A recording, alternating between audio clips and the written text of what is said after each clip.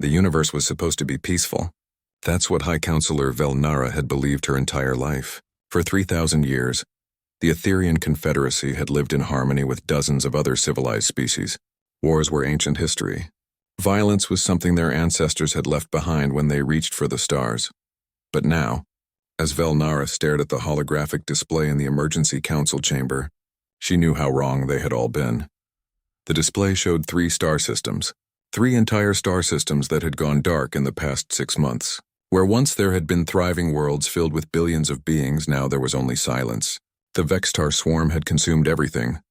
"Counselor, we have lost contact with the outer colonies of the Helix Nebula," reported Communications Officer Thesara, her normally calm voice shaking.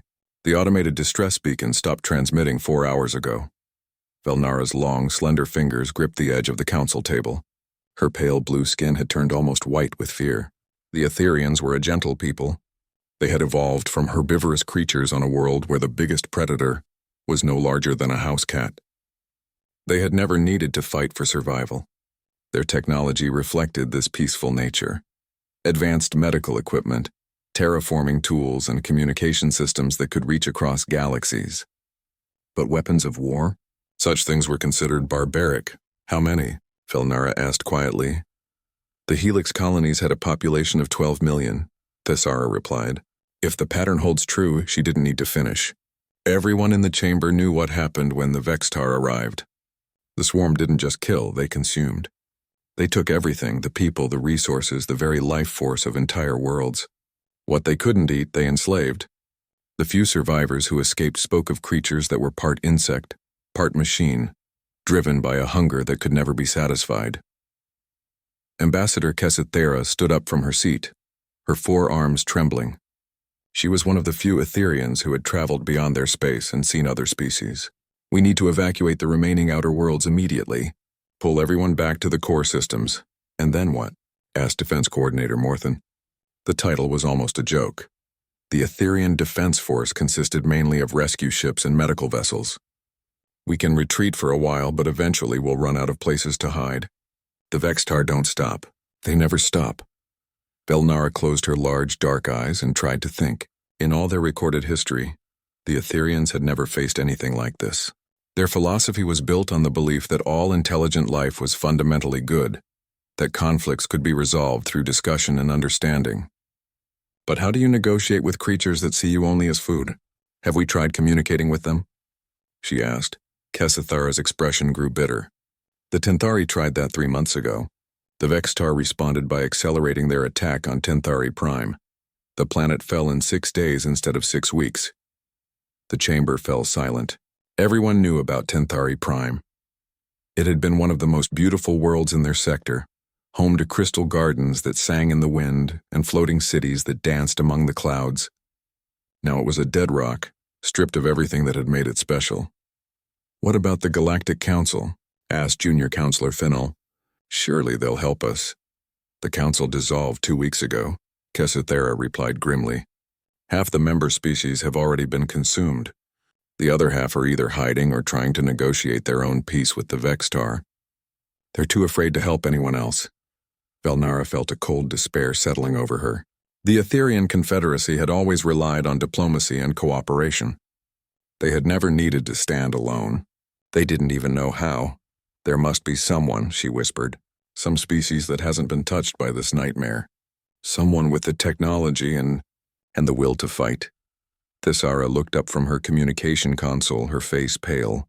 "Counselor, I've been monitoring all the emergency channels. There are distress calls coming from 17 different systems. Everyone is asking for the same thing, military aid. But no one is answering. Keep listening," Velnara ordered. "There has to be someone out there. Someone we haven't thought of." For the next hour they listened to the desperate cries echoing across space, entire civilizations begging for help that wasn't coming. The Kaltheron Union, known for their advanced shields, had fallen in 3 days. The wisdom seekers of Proxima 7, who had spent millennia perfecting their knowledge of the universe, had been consumed while trying to understand their attackers. "Wait," Thesara said suddenly. "I'm picking up something strange. There's a response to one of the distress calls, but it's not from any species in our database." She adjusted her controls and a voice filled the chamber. It was speaking in Galactic Standard, but with an accent none of them recognized. The voice was rough, determined, and somehow dangerous. "This is Admiral Sarah Chen of the United Earth Space Navy, 3rd Expeditionary Fleet. We've received your distress call and are moving to assist. Hold your position. Help is coming." The Etherians stared at each other in confusion. "Earth?" Morthan asked. "I've never heard of this species." Kessathara was frantically searching through her diplomatic records. "Here," she said, her voice filled with horror. "Earth, Sol System. They're listed as a Deathworld species." The blood drained from Velnara's face. Deathworlders were the stuff of nightmares in civilized space. They were species that had evolved on planets so dangerous, so filled with violence and death, that they had become something unnatural. Predators, warriors. They were everything that civilized beings had evolved beyond. "There must be a mistake," Finel stammered. "No civilized species would ask Deathworlders for help. It's like asking monsters to fight monsters." But Thesara was shaking her head as she read through the communication logs. It wasn't us they were responding to. They picked up a distress call from the Helix colonies before the signal cut out. They're already on their way there. Velnara sat back in her chair, her mind reeling. She thought about the 12 million beings who had lived in the Helix colonies. Men, women, and children who had probably died screaming as the Vextar consumed their worlds. And now, racing through space to help them, was a fleet of creatures that most civilized species considered barely better than the Vextar themselves. "What do we know about their military capabilities?" she asked quietly. Kessathara was still reading. "Very little. Most species avoid contact with them. But the reports that do exist," she paused, looking sick. "Counselor, they describe humans as incredibly violent. They apparently wage war not just on other species, but on each other. Constantly. Their entire planet is described as a battlefield where only the strongest survive. And these are the beings who are going to save us?" Morthan laughed bitterly. "We're doomed either way." But Velnara was thinking about something else. She was thinking about the determination in Admiral Chen's voice, the absolute certainty that help was coming.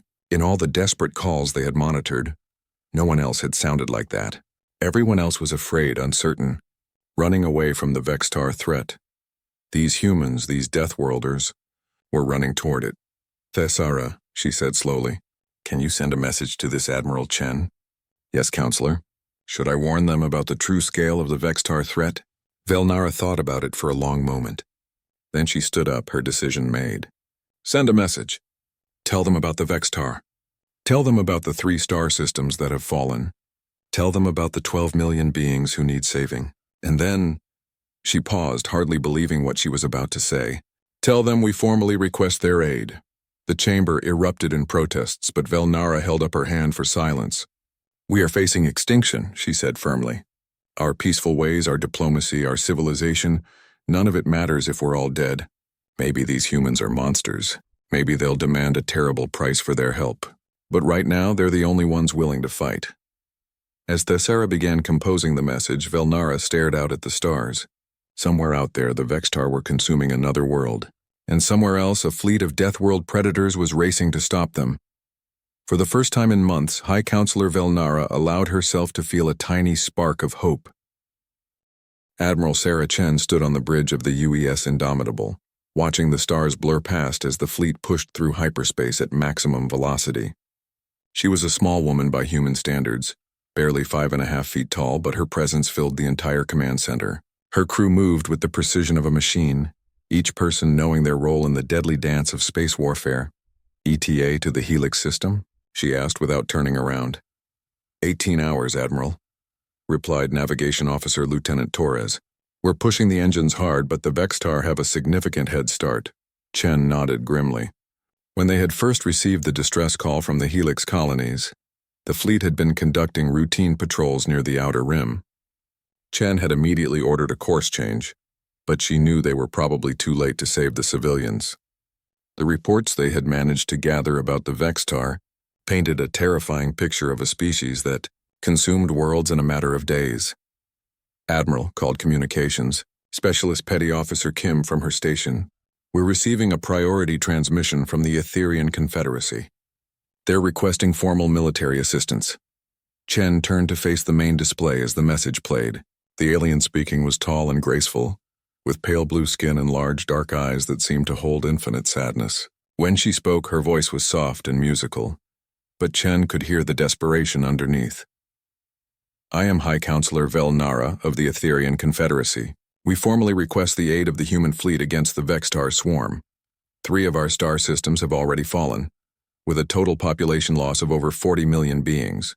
The Vextar are unlike anything we have encountered. They cannot be reasoned with, cannot be negotiated with. They exist only to consume and destroy. We do not know how to fight such creatures. But perhaps you do. The message ended and the bridge fell silent. Chen studied the face of the alien leader, seeing something she recognized from her own experience. The look of someone who had been forced to make an impossible choice. What do we know about these Etherians? Chen asked. Chief Intelligence Officer Commander Roberts pulled up data on his console. Not much, Admiral. They're herbivorous pacifist species. No recorded military conflicts in over 3,000 years. Their technology is highly advanced in civilian applications, medicine, communications, terraforming. But they have virtually no weapons technology. And the Vextar? Robert's expression darkened. Insectoid biomechanical hybrid species. They appear to be part organic, part machine. Highly aggressive, extremely fast breeding cycle. They strip planets of all biological matter and mineral resources, then move on to the next target. No successful negotiations on record. No survivors report any form of communication attempts from the Vextar. Chen absorbed this information, her mind already working through tactical possibilities. How many ships do they have in their swarm? Unknown, Admiral. The few long-range scans we have suggest anywhere from 500 to 2,000 vessels, but the data is unreliable. Chen whistled softly. The human Third Expeditionary Fleet consisted of 32 ships, including the Indomitable and her sister dreadnoughts. Against 500 enemies, they would be outnumbered 15 to 1. Against 2,000, the odds became impossible. Recommendations? She asked her senior staff. We should withdraw, said Commander Martinez from the weapons station. These aren't our people, and those odds are suicide. The Etherians chose to build a civilization without weapons. That's their problem, not ours. But Master Chief Petty Officer Johnson, the fleet's most experienced non-commissioned officer, shook his head. With respect, sir, that's not who we are. When someone sends out a distress call, we answer. That's what separates us from the monsters. Chen looked around the bridge at her officers. She could see the conflict in their faces. They were warriors, trained to fight impossible odds, but they were also human beings who understood that some battles couldn't be won. What's our mission here? She asked quietly. To explore unknown space and establish peaceful contact with alien civilizations, replied Executive Officer Commander Patel. And if those civilizations are under attack? We defend them, Patel said without hesitation. Chen smiled. Then we have our answer. She turned to face the communications station. Kim, send a message to High Counselor Vilnara. Tell her we'll rendezvous with their fleet at coordinates. She glanced at the navigation display. Tell her we'll meet them at the edge of their home system. We need to see what we're working with. Admiral, Roberts interjected. The intelligence reports suggest the Etherians might not react well to our appearance. Apparently, most peaceful species consider humans to be unsettling. Chen raised an eyebrow. Unsettling how? They call us Deathworlders. Our planet is classified as a Class 13 death world. Extreme weather, dangerous predators, constant geological activity, and widespread warfare. Most civilized species evolved on garden worlds where the biggest threat was running out of food. They find our adaptation to violence and conflict disturbing. So they're afraid of us? Yes, Admiral. Very afraid. Chen considered this. She had grown up on New Angeles, a colony world that was practically paradise compared to Earth. But she had studied military history, and she knew that humanity's violent past was what had made them strong. Every human carried the genetic memory of a species that had clawed its way to the top of the food chain on one of the most dangerous planets in the galaxy. Well, she said finally, maybe being afraid of us will work in our favor. Fear can be a powerful motivator. The next 15 hours passed quickly. The fleet ran continuous combat drills preparing for the fight ahead. Chen reviewed everything they knew about Vextar tactics while her engineers worked to modify their weapons for maximum effectiveness against biomechanical targets. When they finally dropped out of hyperspace at the edge of the Etherian home system, Chen was amazed by what she saw. The Etherian fleet was beautiful, ships that looked more like works of art than military vessels. They were sleek and graceful, with hulls that seemed to shift color in the starlight. But Chen's tactical mind immediately noted their weaknesses. No armor, no visible weapons, and engines that prioritized efficiency over speed. Incoming transmission, Admiral, Kim reported. The main screen lit up with the image of High Counselor Velnara. Up close, Chen could see that the Etherian leader was even more alien than she had first appeared. Her movements were too fluid, too graceful for human eyes. Her large eyes seemed to take in everything at once, and when she spoke, it was with the rhythm of someone who had never needed to shout over the sound of gunfire. Admiral Chen, Velnara said, her voice carefully controlled. Thank you for coming. Though I must admit, your ships are not what we expected. Chen looked at her own fleet through alien eyes. The human ships were built for war, angular, heavily armored, bristling with weapons. Where the Etherian vessels looked like butterflies, the human ships looked like sharks. We build our ships to survive combat, Counselor, Chen replied. Beauty is secondary to function. Yes, I can see that. Velnara paused, clearly struggling with something. Admiral, before we proceed, I must ask, what do you expect in return for your aid? The question caught Chen off guard. In return? Payment, tribute, territory, what price do you ask for your intervention? Chen stared at the alien leader for a long moment, then began to laugh. It wasn't a mocking laugh, but one of genuine amusement. Counselor, you sent out a distress call. People were dying. We came to help. That's what decent beings do. The look of confusion on Velnara's face was almost comical. But your species is known for its aggression, for taking what you want by force. We're also known for protecting those who can't protect themselves, Chen replied firmly.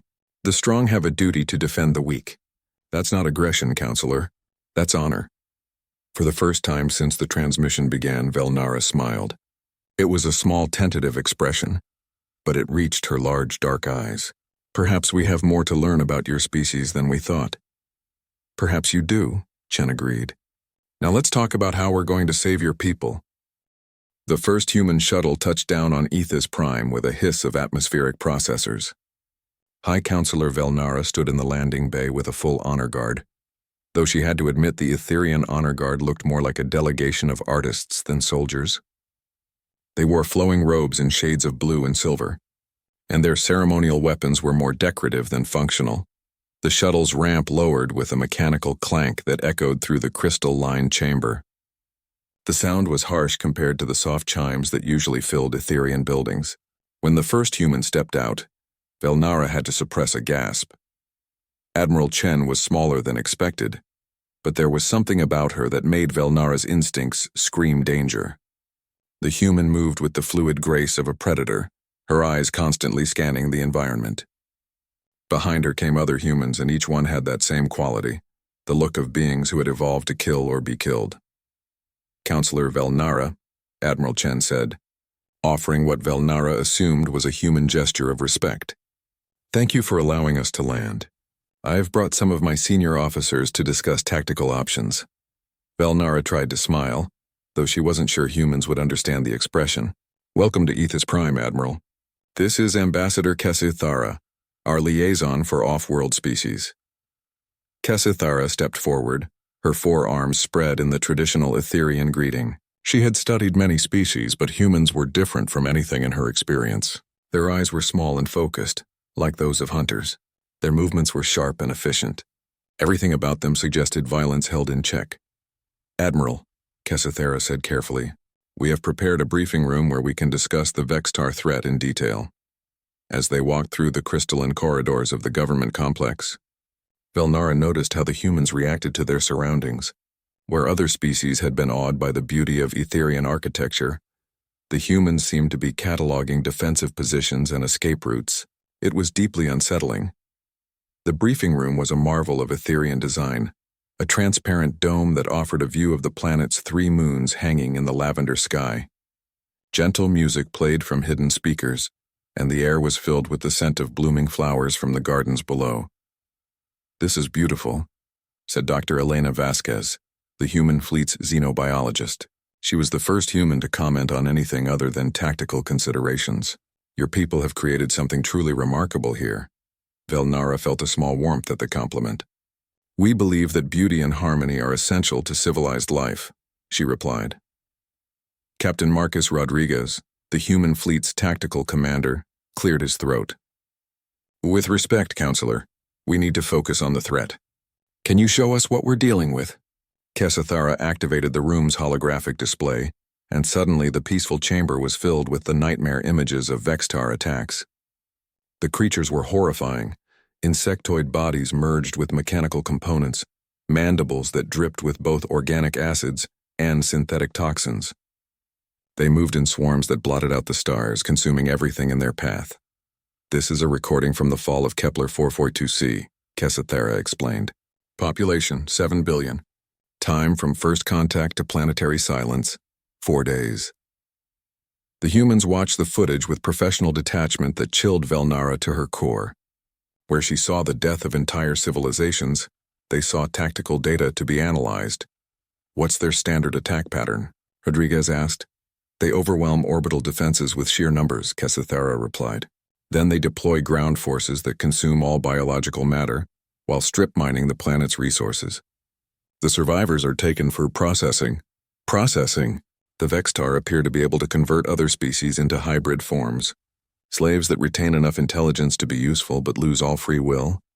Dr. Vasquez leaned forward. "That suggests a highly advanced biomechanical integration capability. They're not just predators, they're assimilators." Velnara watched the human doctor with fascination. Unlike the military officers, Dr. Vasquez seemed genuinely interested in understanding the Vextar, rather than simply destroying them. "Doctor, do you think they can be reasoned with?" "Based on what I've seen? No." Vasquez's answer was blunt. "They show no signs of individual consciousness or cultural development.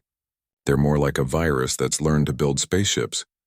"Then how do we stop them?" Velnara asked desperately. The humans exchanged glances, and Rodriguez pulled up tactical displays on his handheld device. "The same way you stop any swarm species, you hit them hard, fast, and with overwhelming force. But they're numbers." "Numbers don't mean everything," Admiral Chen interjected. "They have quantity, but we have something they don't. Imagination, adaptability, and the willingness to take risks." As if summoned by her words, an alert chimed through the room. A young Etherean communications officer rushed in, his pale blue skin flushed with fear. "Counselor, we're detecting Vextar scout ships at the edge of the system. 12 vessels moving toward the outer mining colonies." Admiral Chen was on her feet instantly. "How long until they reach the colonies?" 6 hours, maybe 7. Chen turned to Rodriguez. "Marcus, get back to the ship. I want the fleet ready for combat in 30 minutes. Full battle configuration." "Admiral," Velnara said urgently, "there are 2 million civilians in those mining colonies. They have no defenses, no way to evacuate in time. Then we'll have to make sure the Vextar don't reach them." Chen's voice was calm, but Velnara could see the predator awakening behind her eyes. "Counselor, I need you to evacuate as many civilians as possible with your ships. Get them to the inner system. What about you? We're going to introduce the Vextar to human warfare." 2 hours later, Velnara stood in the orbital command center, watching long-range sensors as the human fleet moved to intercept the Vextar scouts. The human ships had transformed during their brief preparation time. What had been sleek vessels were now bristling with weapons that had been hidden beneath retractable armor plates. "They're outnumbered 4 to 1, Kesithara said nervously. On the display, they could see the Vextar scouts, twisted amalgamations of organic and mechanical components that moved through space like a school of predatory fish. They were larger than the human ships and covered in biomechanical weapons that pulsed with malevolent energy. "Human fleet is engaging," reported the sensor operator. What happened next defied everything Velnara thought she knew about space combat. Instead of the orderly battle lines that civilized species used, the humans attacked like a pack of wolves. They split into small groups, using their superior speed and maneuverability to strike at the Vextar from multiple angles. The human weapons were unlike anything in Etherean experience. Where most civilized species used energy weapons designed to disable, rather than destroy, the humans used kinetic projectiles, plasma charges, and fusion torpedoes that literally tore their targets apart. But it was their tactics that truly shocked the Ethereans. Captain Rodriguez led his destroyer squadron in a direct assault on the largest Vextar vessel, using his ship as bait to draw the enemy into a trap. When the Vextar took the bait, the other human ships emerged from behind asteroids and opened fire at point-blank range. "Impossible," breathed the sensor operator. "The human ship is firing while less than 50 meters from the target. They'll be caught in their own explosion." But the humans had calculated the blast radius perfectly. Rodriguez's ship skimmed away from the dying Vextar vessel, just as it erupted in a chain reaction that consumed 2 other enemy ships. Within 20 minutes, all 12 Vextar scouts were destroyed. The human fleet regrouped with minimal damage, a few scorch marks and some depleted ammunition, nothing more. "How?" Velnara whispered. Dr. Vasquez, who had remained in the command center to observe the battle, answered quietly. "Because we've been fighting wars for our entire evolutionary history. Every human alive today is descended from survivors of thousands of conflicts. We don't just know how to fight, we know how to win." Velnara stared at the tactical display where the Vextar debris was already cooling in the void of space. For the first time since the crisis began, she felt something she had almost forgotten: hope. Maybe these terrifying, violent, wonderful humans could actually save them all. The main Vextar fleet arrived like a nightmare given form.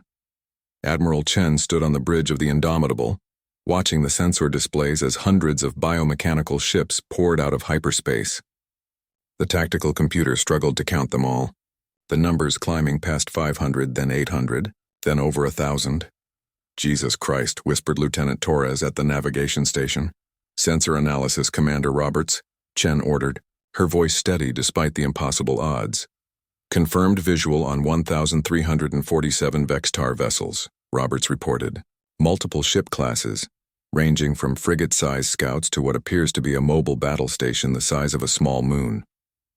On the surface of Ethos Prime, High Counselor Velnara watched the same displays with growing horror. The Vextar fleet was larger than anything in recorded history, a swarm that could consume entire sectors of space. "Admiral Chen," she transmitted to the human fleet, "you have to retreat. There are too many of them." Chen's voice came back calm and determined. "Counselor, we didn't come here to run away. Besides, we've faced worse odds before." "When?" "Stalingrad, 1942. The Alamo, 1836. Thermopylae, 480 BC. Humans have a long tradition of fighting impossible battles." Velnara didn't understand the references, but she could hear something in Chen's voice that sent chills down her spine. Not fear, not desperation, but anticipation. The humans were actually looking forward to this fight. In the human fleet, preparations were underway with military precision. Every ship had been configured for maximum combat effectiveness. Ammunition stores were redistributed, targeting systems calibrated, and damage control teams positioned at their stations. Lieutenant Commander James Park stood in the cargo bay of his assault ship, addressing 200 of the fleet's best Marines. They were humans selected for this mission specifically because they excelled at close-quarters combat, boarding actions, urban warfare, and the kind of brutal fighting that most civilized species had never experienced. "Listen up," Park said, his voice carrying over the clatter of weapons being checked and armor being sealed. "Intelligence suggests the Vextar have a hive mind structure. Take out the queen ships and the whole swarm becomes confused. Our job is to get inside those ships and cause as much damage as possible." Sergeant Maria Santos raised her hand. "Sir, what about the assimilation process?" "If they capture us, then you make sure they don't," Park replied bluntly. "Every Marine carries a thermal charge. If you're about to be taken, you know what to do." The Marines nodded grimly. They had all volunteered for this mission knowing they might not come back. But that was what humans did. They faced the darkness so others could live in the light. On the bridge of the Indomitable, Admiral Chen was implementing a battle plan that would have seemed insane to any civilized species. Instead of forming defensive lines or retreating to prepared positions, the human fleet was going to attack. "All ships, this is Admiral Chen," she announced over the fleet communications. "Remember, we're not here to win a fair fight. We're here to buy time for the evacuation and make the Vextar pay for every inch of space. Use every dirty trick you know. There are no rules in this fight except survival." The Vextar fleet moved toward Ethos Prime with the unstoppable momentum of a natural disaster. Their ships were living things, organic hulls that pulsed with bioluminescent patterns. weapons that grew from the vessels like tumors, and propulsion systems that used controlled biological reactions. But as they approached the inner system, the human fleet struck from an unexpected direction. Captain Rodriguez led the first wave, his destroyer squadron emerging from behind Ethos Prime's largest moon. Instead of the traditional long-range engagement that most species preferred, the humans closed to knife-fighting distance before opening fire. The Vextar had never encountered anything like human weapons. Kinetic kill vehicles traveling at significant fractions of light speed punched through biomechanical armor like it was paper. Fusion warheads detonated inside Vextar ships, cooking them from the inside out. But the real shock came when Lieutenant Commander Park's Marines began their boarding actions. The assault ships attached themselves to Vextar vessels like parasites, cutting through hulls with plasma torches and flooding the interior with armed humans. What they found inside was worse than anyone had imagined. Not just biomechanical technology, but the assimilated remains of dozens of species, all connected to a central nervous system that pulsed with alien thoughts. "This is Park," he reported over the communications as his team fought through corridors lined with organic processing units. "We've found the assimilated prisoners, attempting to reach the control center." The fighting inside the Vextar ships was brutal and chaotic. The enemy used the ship itself as a weapon. Walls that tried to dissolve intruders, floors that shifted to create traps, and atmospheric processors that released toxic gases. But humans had learned to fight in every environment imaginable, from the trenches of World War I to the asteroid mining stations of the outer colonies. Park's team reached the control center to find something that made even battle-hardened Marines pause in horror. The ship's command structure was a massive brain, part organic and part mechanical, surrounded by neural interface pods containing the still-living remains of assimilated beings. "Blow it," Park ordered without hesitation. The explosion that followed didn't just destroy the ship, it sent shockwaves through the Vextar fleet's communication network. Other ships began behaving erratically, their coordination breaking down as the hive mind struggled to compensate. Admiral Chen saw the tactical opportunity immediately. "All ships concentrate fire on vessels showing erratic behavior. Target their command and control centers." What followed was unlike any space battle in recorded history. The humans fought like cornered animals, using every advantage they could find. They used the Etherian system's asteroid field as cover, setting up ambushes among the rocks. They targeted Vextar ships that were in the middle of assimilating captured vessels. Knowing the enemy would be distracted, Dr. Vasquez, monitoring the battle from the Etherian command center, made a crucial discovery. "Admiral, I'm detecting a pattern in their neural communications. The Vextar Queens are using a specific frequency to coordinate the swarm. If we can disrupt that frequency..." "Do it," Chen ordered. Vasquez worked with Etherian scientists to modify their communications array, turning it into a massive jamming device. When they activated it, the effect on the Vextar fleet was immediate and dramatic. Ships that had been moving in perfect coordination suddenly began colliding with each other. The complex battle formations collapsed into chaos. But the humans paid a price for their aggression. The destroyer UES Yorktown was overwhelmed by 3 Vextar cruisers, its hull torn apart by biomechanical weapons. The frigate UES Guadalcanal rammed a Vextar carrier, rather than let it reach the planet's surface, both ships disappearing in a ball of fusion fire. As the battle raged, more human ships were damaged or destroyed. But for every human vessel lost, 10 Vextar ships were turned into floating debris. "Admiral," reported Commander Roberts, "we've destroyed or disabled over 400 enemy vessels, but we're down to 18 operational ships. They still outnumber us 40-1. Chen looked at the tactical display, calculating odds and possibilities. They had hurt the Vextar badly, but not badly enough. The swarm was adapting, learning from their losses. Soon they would overwhelm the human defenses through sheer numbers. "All ships," she announced, "prepare for final engagement. We're going after their command ship." On the display, the Vextar command vessel loomed like a mechanical planet, a biomechanical horror the size of a city, bristling with weapons and surrounded by layers of escort ships. "Admiral," Velnara's voice came over the communications. "Please, you've done enough. You've saved millions of lives. You don't have to sacrifice yourselves for us." Chen smiled grimly. "Counselor, we didn't come here to do enough. We came here to win."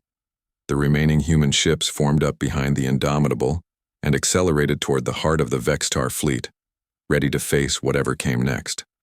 The final charge of the human fleet toward the Vextar command ship was a sight that would be remembered for 1,000 years. 18 human vessels, battered and scarred from hours of brutal combat, accelerated toward a biomechanical monstrosity that dwarfed them all. The Vextar command ship was a living nightmare, a creature the size of a small moon, its surface writhing with weapon ports and sensor clusters that tracked the approaching humans with predatory intelligence. Admiral Chen stood on the bridge of the Indomitable, her uniform torn and stained with blood from when a console had exploded during the last attack. Around her, the bridge crew worked with grim determination, knowing they were probably flying to their deaths. "Distance to target?" she asked. 50,000 kilometers and closing, reported Lieutenant Torres, his voice steady despite the odds they faced. The Vextar. Escorts moved to intercept them.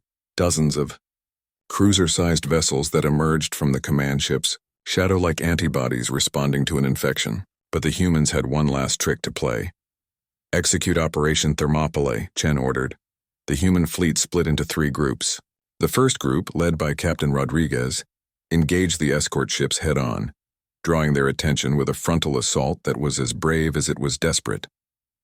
The second group, commanded by Commander Patel, swept wide around the enemy formation, using their remaining missiles to target the command ship's weapon systems. But it was the third group that carried out the most dangerous part of the plan. Admiral Chen led the Indomitable and 3 other ships straight toward the command ship's core, accelerating to ramming speed. On Ethos Prime, High Counselor Velnara watched in horror as the human ships threw themselves against impossible odds. "They're going to ram it," she whispered. "They're actually going to ram that monster." Dr. Vasquez, standing beside her in the command center, nodded grimly. "It's a very human solution to an impossible problem. If you can't win by being smart or strong, you win by being more willing to sacrifice than your enemy." The Vextar command ship tried to bring its massive weapons to bear on the approaching humans, but the creature had been designed to fight fleet actions, not desperate close-range attacks. Its biomechanical guns were too large and slow to track the nimble human ships. Lieutenant Commander Park, his Marine assault team having fought their way off the dying Vextar vessel they had boarded, managed to reach an escape pod just as the ship exploded. Through the pod's tiny viewport, he watched the Indomitable and her escorts punch through the command ship's outer defenses like bullets through paper. But Admiral Chen had no intention of simply ramming the enemy.